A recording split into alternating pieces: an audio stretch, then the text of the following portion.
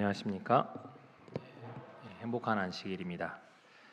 오늘은 이 한 배를 탄 그리스도인들이라는 제목으로 함께 은혜를 나누고자 합니다. 시편 107편 30절에 있는 말씀을 먼저 같이 읽도록 하겠습니다.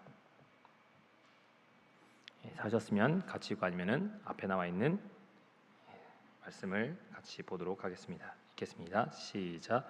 그들이 평온함으로 말미암아 기뻐하는 중에 여호와께서 그들이 바라는 항구로 인도하시는도다. 그 앞절에 보면 광풍을 고요하게 하사 물결도 잔잔하게 하신다라고 이야기합니다. 하나님께 함께 하시면 풍랑과 광풍 중에서도 잔잔하게 하시고 원하는 항구로 인도하신다라고 이야기합니다. 우리는 보통 전반기와 후반기로 많이 나눕니다. 뭔가 나누는 것을 좋아합니다. 전반기를 많이 보냈고 중간에 이번 주에 우리 동중한 앞에 장마풍을 통해 말씀의 집회를 여러분께서 받으시고 이제 후반기 교회로서는 이제 후반기 사역을 위해 저희가 달려야 할 때입니다. 이제 여름 휴가와 여러 가지 정비를 거친 다음에 후반기를 시작하게 될 겁니다. 이때 그리스도와 함께 우리가 한 배에 타신 만큼 여러분께서 협력하게 되시기를 바랍니다. 그래서 제목을 한 배를 탄 그리스도인이라고 정해 보았습니다. 보통 사람들을 나누기를 좋아하지만 예수님께서는 합치는 걸 좋아하십니다. 그래서 한 배에 탄 예수님의 제자들을 살펴보면서 함께 은혜를 나누고자 합니다. 우리는 한 배를 탄 사람들입니다. 하늘나라를 가는 한 배를 탄 사람들입니다. 한 배를 탔다는 말은 좋은 내용입니다. 그러나 요즘에 사람들이 사용할 때는 좋은 내용보다는 자신들의 이익을 위해서 한 마음을 합한다라고 요즘은 약간 부정적인 내용으로 사용할 때가 많습니다.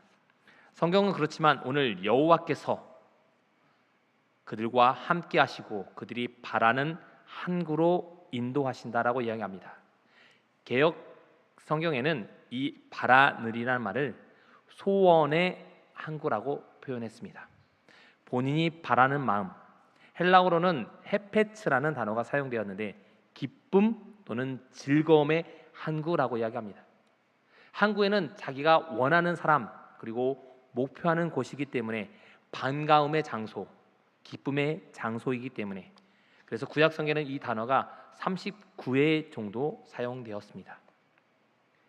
우리에게 기쁨의 장소, 구원의 배에 올라탄 여러분과 저는 하늘나라를 향하여서 가고 있기 때문에 그 목적지에 원하는 소원의 항구에 바라는 그 항구에 한 분도 중간에 내리는 분 없이 다 함께 가게 되시기 바랍니다. 우리는 많은 사람들이 내가 키를 잡고 있다라고 생각할 수 있습니다. 그러나 그림에 나와 있는 것처럼 우리 뒤에 예수님께서 우리를 원하는 항구로 인도하고 계십니다. 내가 원하는 방향으로 가는 것이 아니라 그분께서 우리와 함께 하시기 때문에 우리가 안전함을 잊지 말아야 합니다. 그러면 예수님과 함께 계시면 안전할까요? 예수님이 계시지 않은 성경절이 나옵니다. 예수님께서 홀로 무태에 계시고 제자들만 어려움에 겪었던 내용이 나옵니다. 이걸 가리켜서 바람이 거슬렸다라고 표현합니다. 호수를 건널 때 아주 강한 바람을 만난 것입니다. 직선 거리는 호수 건널 때 약 얼마 거리가 5.5km밖에 되지 않지만 바람을 인해서 그들은 더 넓은, 더 멀리 남쪽으로 밀어내서 어렵게 고생한 이야기가 바로 기록되어 있습니다. 여기에 보면 예수님께서는 홀로 무태에 계시고 제자들만 배에 올라탄 것으로 보입니다.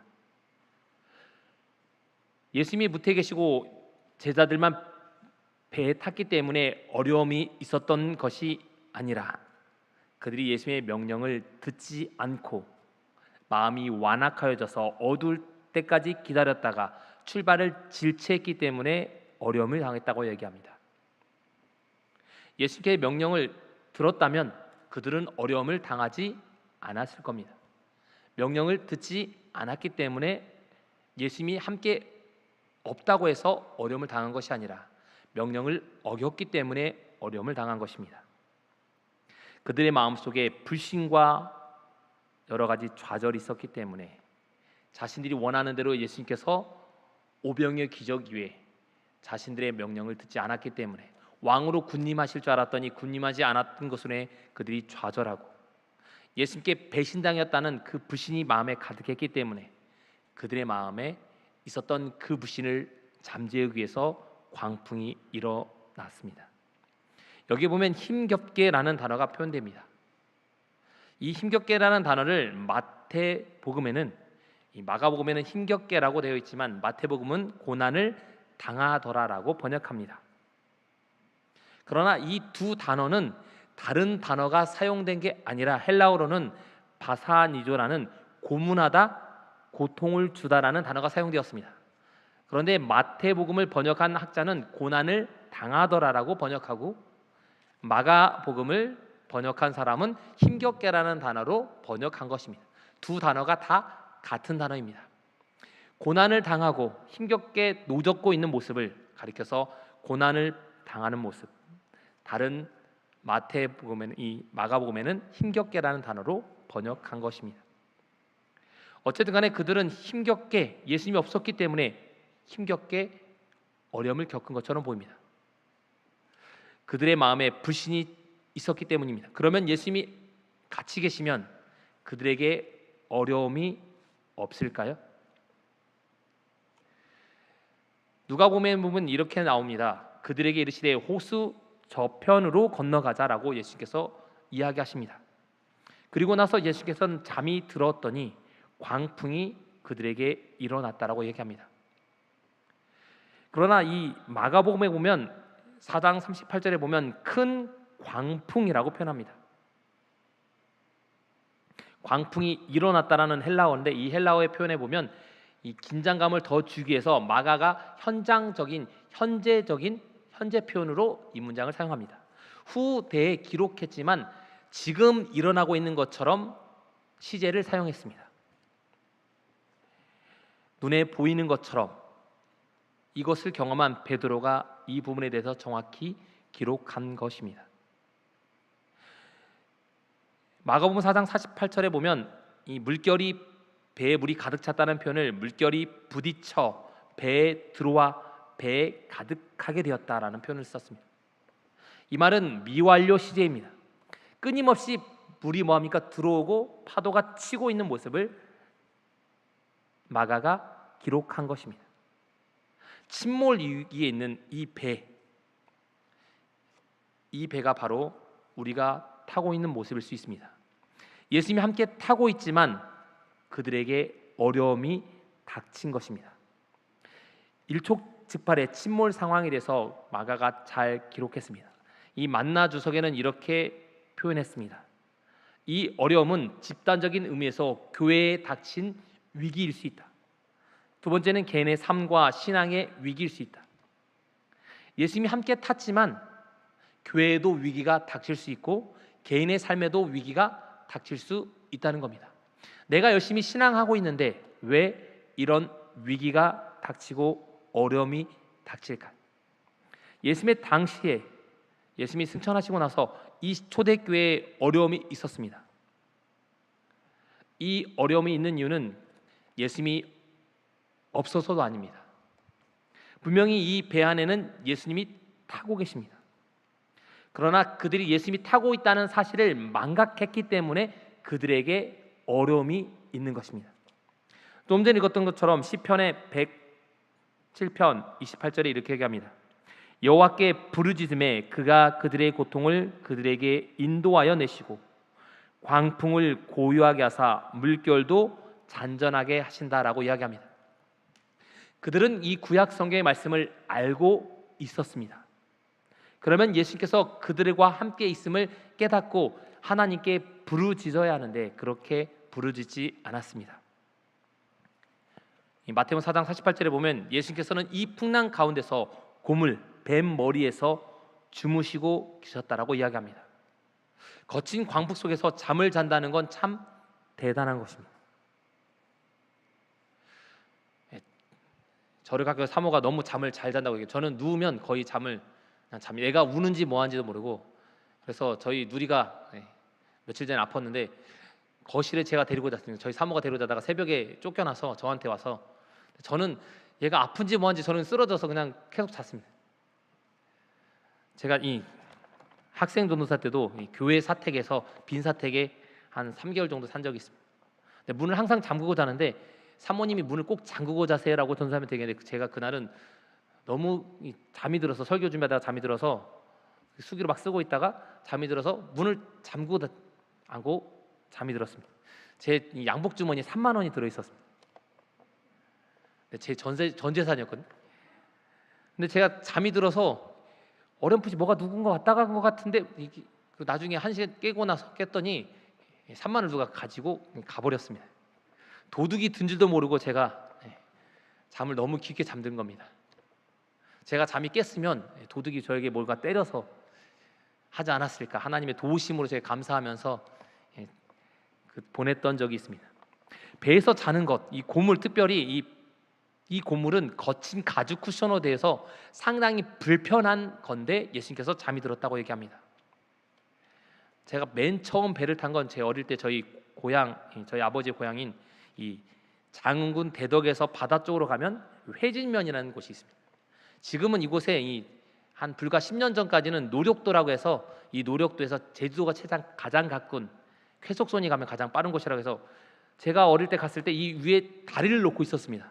그래서 이걸 보면서 저희 작은 아버지가 배를 태워줬을 때 배가 너무 좋아서 멀미하는지도 모르고 탔는데, 그 다음번에 두 번째 갔을 때는 제가 타질 못했습니다. 멀미해서. 첫 번째와 두 번째는 다르더라고요. 근데 어떻게 이게 배를 그렇게 광풍 중에서 예수님께서 잠이 들었다는 게 이해는 저는 가지 않습니다. 저는 배만 타면 멀미해서, 제가 지난번에 말씀드린 것처럼 마라도 가는 배에서 30분도 안 되는 배에서 저는 멀미해서 사람이 자는 거 참 이해를 못 하겠습니다. 배는 이렇게 이렇게 계속 파도가 치면서 뭐합니까? 잠을 잘 수 없는 상황입니다. 그러나 예수께서는 이 폭풍 가운데 잠이 드셨습니다. 그만큼 편안하셨다는 겁니다. 예수께서는 걱정을 안 하셨는데 제자들은 걱정합니다. 이 마가복음에 보면 베드로는 이렇게 이야기합니다. 제자들이 깨우며 선생님이여 우리가 죽게 된 것을 돌아보지 아니하셨나이까. 제자들이 급해서 이제야 예수님께서 함께 계심을 깨닫습니다. 그런데 이 마가복음과 마태복음, 누가복음이 서로 표현이 조금 다른 걸 볼 수 있습니다. 베드로는 직설적이기 때문에 자신이 한 말에 대해서 똑같이 적었습니다. 그러나 누가와 마태는 조금 다르게 기록했습니다. 뭐가 다른지 아십니까? 베드로가 기록한 성경절과 이 마태복음과 누가복음에 적은 성경절이 다릅니다. 제가 빨간 글씨 적어놨는데 주여 구원하소서. 누가복음에 뭐합니까? 주여 주여 우리가 죽게 됐나이다. 뭐가 틀린지 아십니까? 베드로는 솔직해서 기록했습니다. 자신이 예수님이 다급했을 때 뭐라고 불렀다고요? 예수님을 하나님의 아들인 주라고 부른 게 아니라 뭐라고 불렀다는 겁니까? 인간적인 선생님으로 불렀다는 겁니다. 어떤 마음일까요? 우리는 지금 힘들어서 죽겠는데 배를 살기 위해서 지금 바둥바둥 하고 있는데 너 잠이 오냐 이겁니다. 그런데 좀 더 표현을 좋게 해서 뭐합니까? 예수 이 양반 잠만 자고 있네라는 표현을 조금 바꿔서 기록한 게 선생님이여 우리가 죽게 된 것을 돌아보지 않겠나이라고 기록한 것입니다. 사실 뭐라고 얘기합니까? 이 양반 잠 그만 자고 일어나서 우리 구원하지 않겠냐라고 이야기한 것입니다. 죽게 된 상황이 되자 예수님께 선생이라는 호칭만 나온 겁니다. 하나님의 아들이라고 인정하지 않은 것입니다. 오늘 읽었던 시편에는 분명히 여호와께 부르짖으면 그분께서 이 광풍을 잠잠하게 해주겠다라고 약속하십니다. 그러나 얼마나 다급하면 우리의 살 길이 닥쳤을 때, 위기가 닥쳤을 때 하나님을 찾기보다는 내 스스로 얼마나 노력하고 있는지 인간적인 모습을 뒤돌아보게 되시기 바랍니다. 사람도 자신의 마음에 인간적인 마음이 들어서 돌아봤다는 것입니다. 베드로 또한 우리와 별반 차이가 없는 사람이었습니다. 베드로가 분명히 예수님을 가리켜서 길에서는 주는 그리스도시요 하나님의 아들이라고 고백했지만 배에 타고 나서 어려움이 닥치자 주여라고 부르지 않고 선생님이여라고 부르게 됩니다.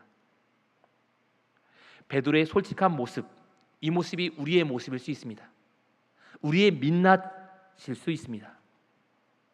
어려움이 닥칠 때 하나님을 찾기보단 인간적인 힘으로 어려움을 이겨내보려고 바둥바둥 할 때 그 모든 문제는 해결되지 않는다는 말씀을 오늘 이 성경절에는 하고 있습니다.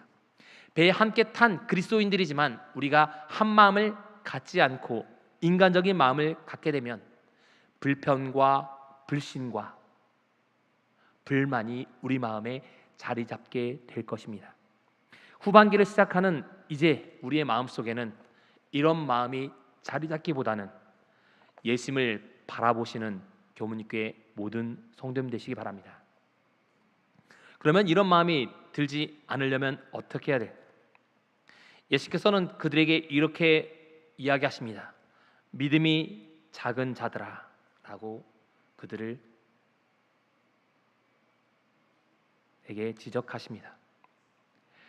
놀라운 능력을 분명히 보아왔음에도 그리고 얼마 전에 여러 가지 사건들을 통해서 병자들을 고치고 마가복음 4장에서는 믿음에 대한 겨자씨 비유를 예수께서 하십니다.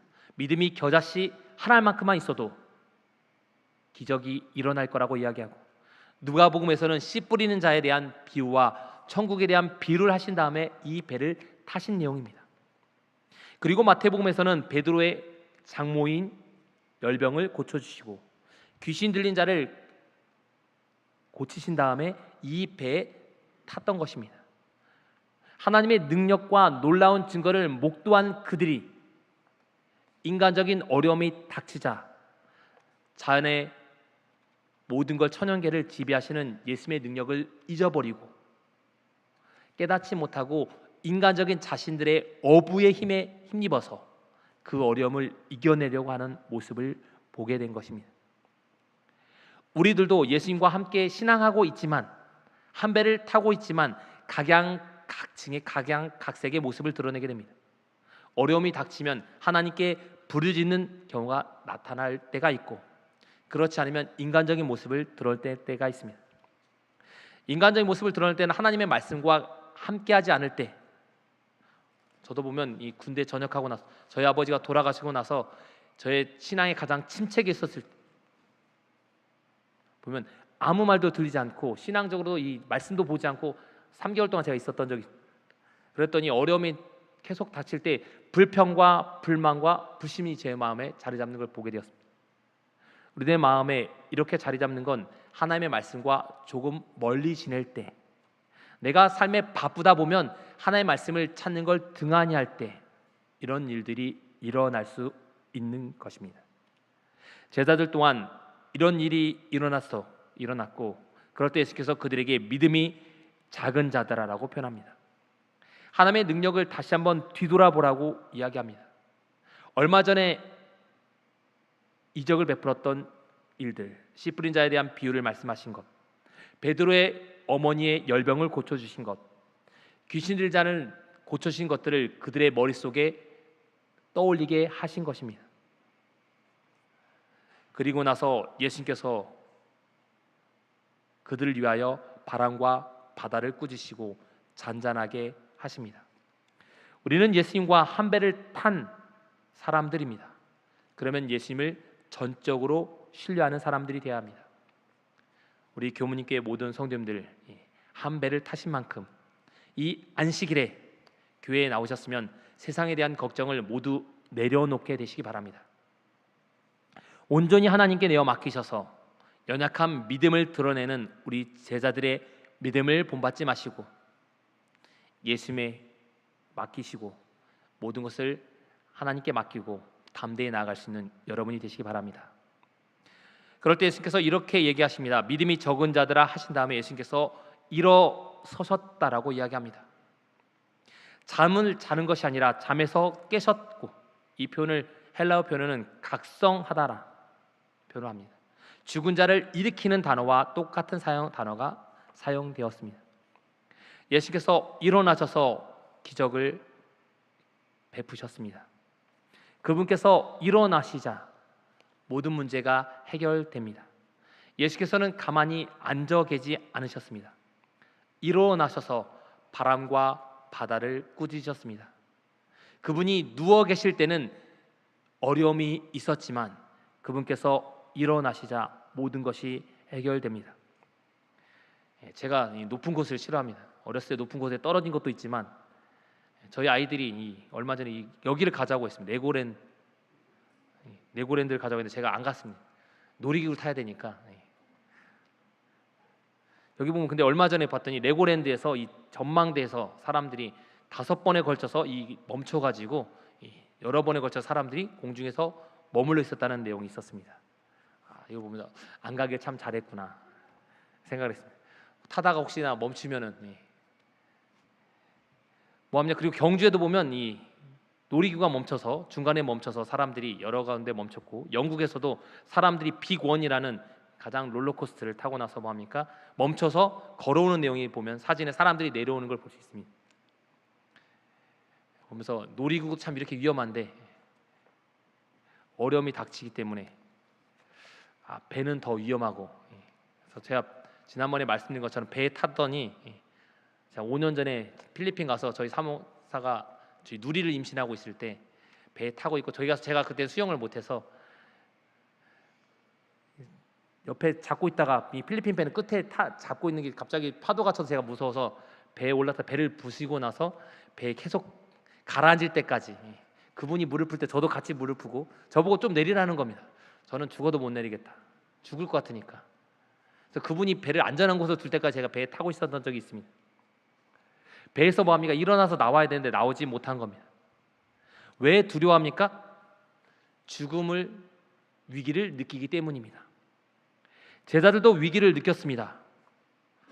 그러나 그들은 하나님께 부르짖지 않고 자신의 능력에 힘입었습니다. 그럴 때 그들은 어려움이 닥치고 위기를 맞게 됩니다. 사람들은 이 놀이기구 때문에 어려움에 닥칠 때 사람들은 아무도 타려고 하지 않습니다. 그렇지만 사람들도 뭐합니까? 이런 어려움이 닥쳐 사람들도 갑니다.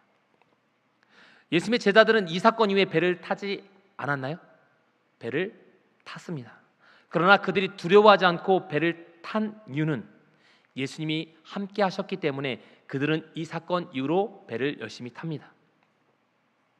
그리고 나서 아까 초반에 읽었던 요한복음에 나와 있는 부분과 여러분의 예수님과 함께 타지 않을 때 또한 어려움에 닥친 걸 볼 수 있습니다.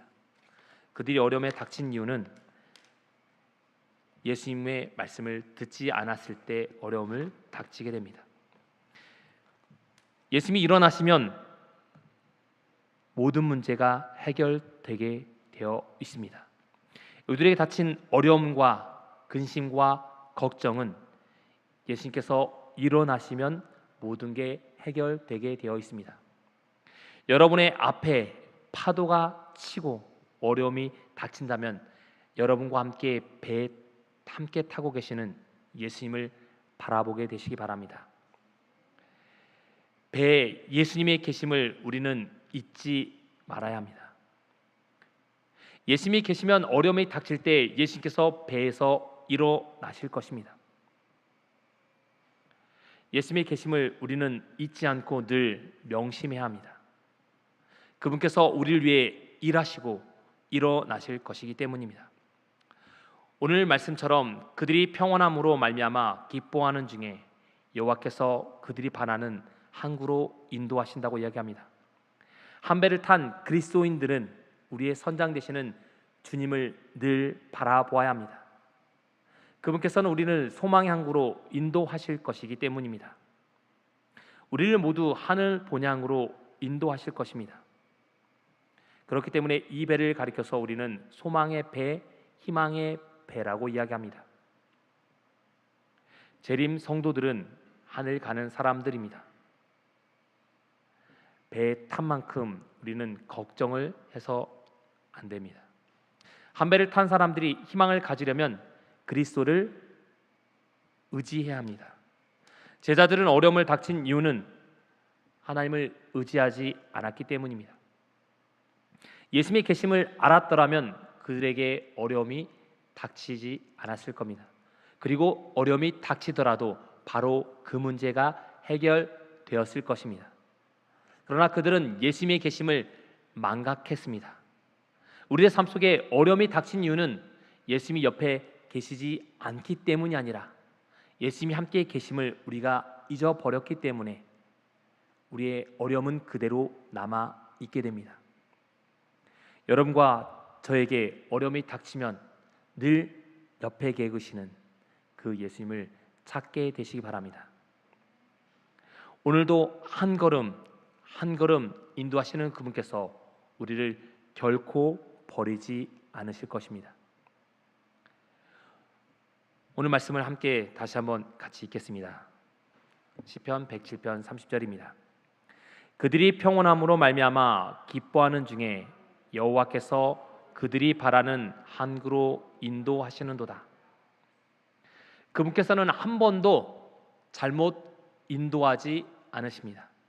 우리가 원하는 그 항구로 정확하게 인도하시는 분이 바로 그분이십니다. 그런데 우리는 늘 의심합니다. 내가 원하는 그곳으로 인도하시지 않을까 봐 염려합니다. 물에 빠져 죽을까 봐 염려하는 저처럼 염려하지 마시고 담대히 하나님께 맡기게 되시기 바랍니다.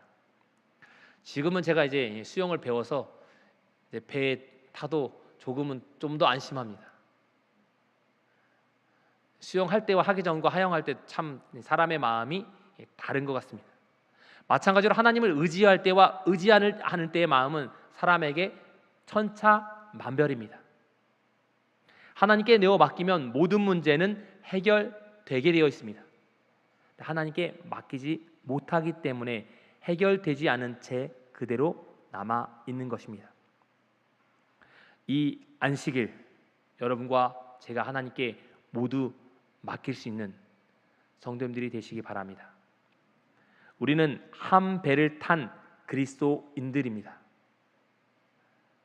전반기까지 우리의 마음에 한 마음이 혹시 되지 못했다면 이제 여러분이 휴가를 보내시고 무더위를 보내시고 나서 후반기 사업에는 모두 다 한 마음이 되시기 바랍니다. 내 스스로는 한 마음이 될 수 없습니다. 우리가 한 마음이 될 수 있는 건 우리의 선장 되시는 예수님을 바라볼 때, 그분 앞을 모두 하나 될 때 우리는 한 마음을 가질 수 있습니다. 그래서 우리 모든 성도님들이 구원의 배에 타신 만큼 한 분도 낙오함 없이 하늘에 모두 함께 가시는 우리 교무님께 모든 성도님 되시길 바라면서